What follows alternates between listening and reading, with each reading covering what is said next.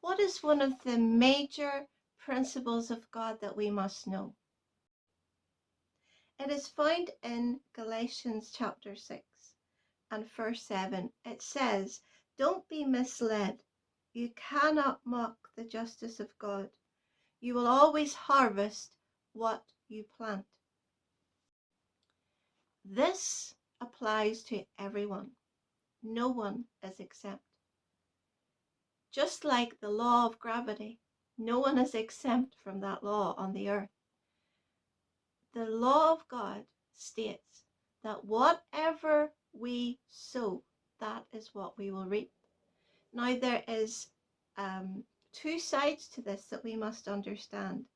In verse 8, it goes on to say, "Those who live only to satisfy their own sinful nature will harvest decay and death from that sinful nature."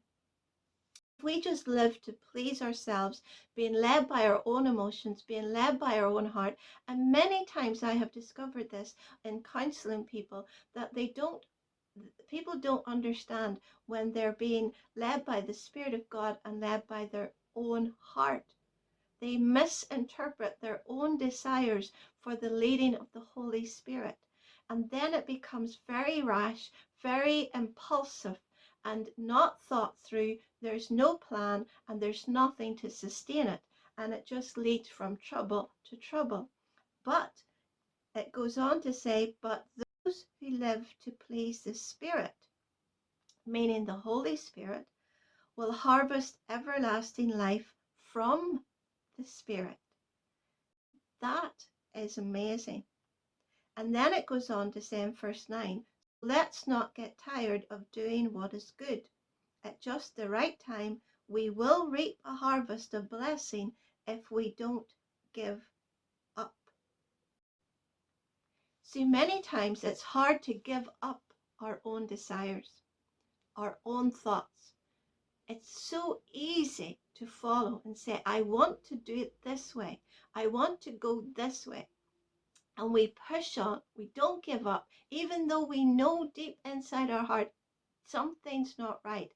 I'm going in the wrong direction. We still do it. Why? Because we don't give up easily on our own desires. But when we set ourselves to know and to please and to be led by the Holy Spirit, then that will draw us back into that place of peace, into a place of rest, into a place of joy. Then we will know the joy that comes from pleasing the Holy Spirit. And He then gives us the ability to move forward. He sustains us in His power and in His wisdom and in His might.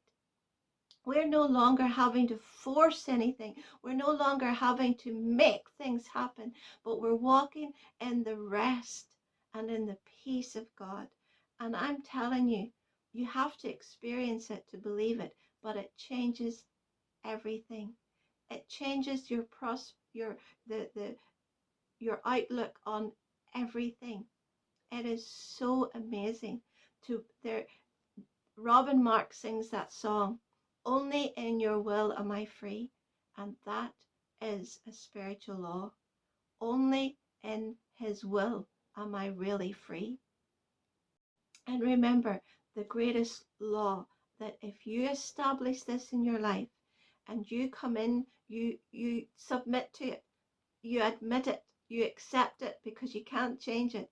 Whatever I sow today, I will reap tomorrow. Whatever daily habits I give in today will show up in my life down the line. Whatever I'm sowing into, whatever I'm giving my heart to, that is what I'm going to get back. Whatever I put in is what I will get out. Whatever I plant, I will harvest in my life and in your family and in your work, in every aspect of your life. This principle stands. And remember, you can't break it. You can't deny it. It's there. It's a law. It's a principle. And the only thing you can do is submit to it. The only thing you can do is not violate it, but plant good seeds every day, consistently. From the moment you get up, say, Lord, lead me, help me to put in the right habits, the right thinking. Help me to change my thoughts, because every thought is a seed. Every word that I say is a seed. Everything that I do is a seed. What is it producing in my life? And say, Lord, I want the good seed. I want the seed of your presence. I want the seed of your spirit, the seed of wisdom, the seed that will produce a good harvest that will glorify you, that will help me, but will glorify you. That is what we all want. We all are a garden, and we want to bloom. We want to display the glory and the beauty of God in our lives.